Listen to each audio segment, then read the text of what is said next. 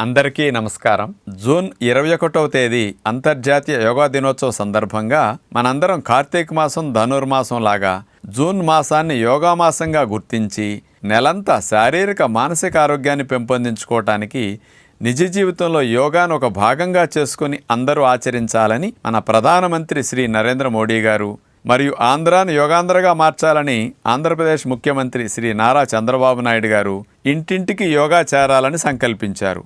ఇందులో భాగంగా ఇంటింటికి యోగా కార్యక్రమానికి మీ అందరికీ స్వాగతం. ఈరోజు ప్రత్యేకంగా కంటి చూపును మెరుగు చేయడానికి ఉపయోగపడే కంటి వ్యాయామాలు అందరి కొరకు చూపించబోతున్నాం. వయసుతో సంబంధం లేకుండా కంటి సమస్యలు అందరికీ ఈ రోజుల్లో వస్తున్నాయి.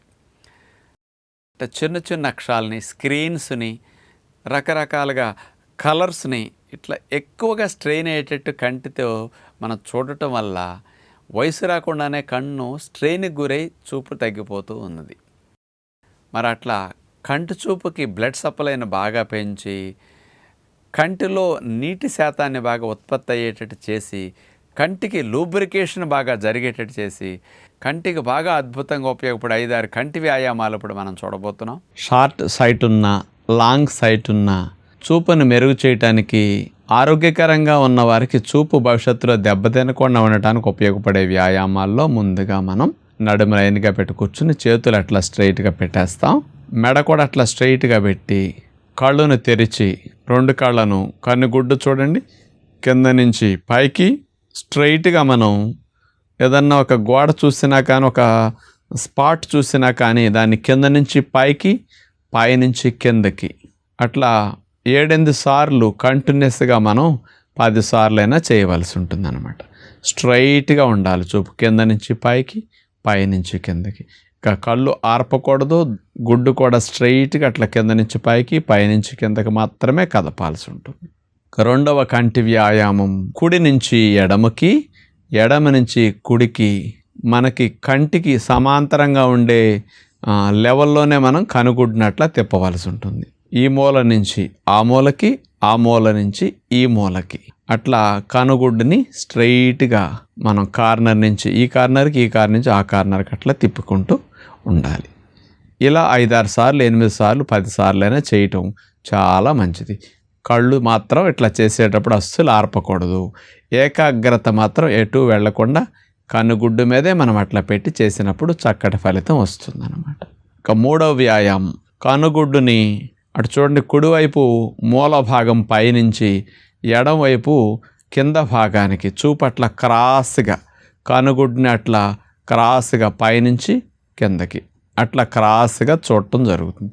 కనుగుడ్డు చూడండి అదే మాదిరిగా ఇక ఎక్కడ మన చూపు మారకుండా ఆ యాంగిల్లోనే తిప్పినప్పుడు కంటిలో ఉండే అన్ని భాగాలు, కండరాలు, నరాలు, రక్తనాళాలు అన్నీ యాక్షన్లోకి వస్తాయి అన్నమాట.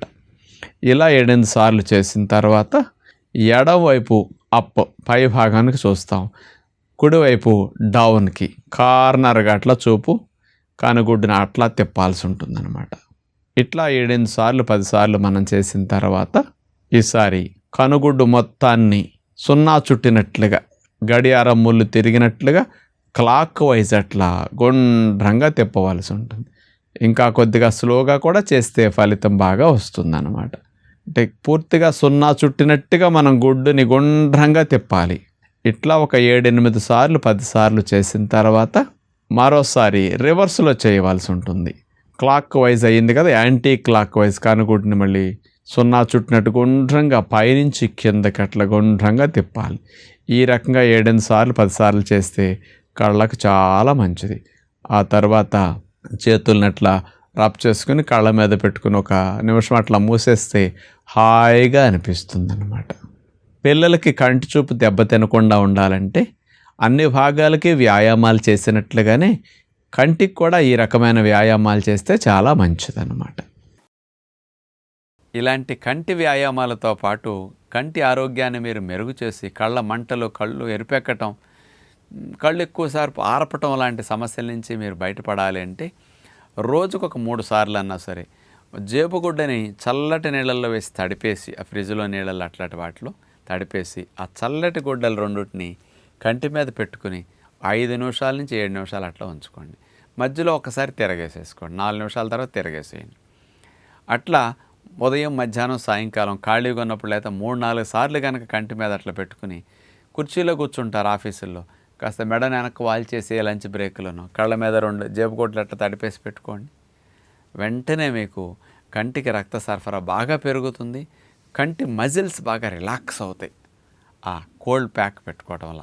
ఐ ప్యాక్స్ ఇది చాలా చాలా మంచి టెక్నిక్. కంటి చూపుని కాపాడుకోవటానికి అటు ఐ వ్యాయామాలు, ఇటు ఐ ప్యాక్స్ని కూడా మనం ఉపయోగించుకుంటే మంచిది.